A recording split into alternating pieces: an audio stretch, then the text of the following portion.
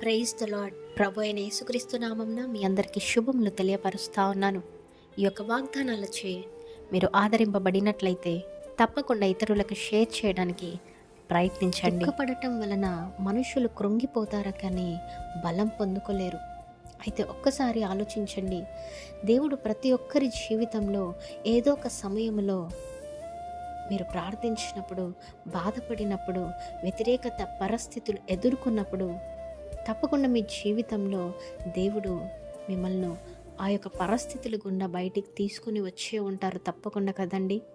మరి ఈ రోజు కూడా మీరు ఎటువంటి పరిస్థితులు ఉన్నప్పటికీ కూడా దుఃఖపడకండి. మరి పౌలు శీలలు చెరసాలలో ఉన్నప్పటికీ దేవునిని స్తుతించారు. వారి ఆనందమే వారి బలమైంది. కనుక మీరు ఏ సిచ్యువేషన్లో ఉన్నప్పటికీ కూడా ధైర్యం తెచ్చుకోండి, దుఃఖపడకండి. దేవుడు తప్పకుండా మీ పరిస్థితి నుండి మీకు విడుదలను దయచేస్తారు. స్తుతి ఉన్న చోట దేవుని శక్తి ప్రత్యక్షమవుతుంది.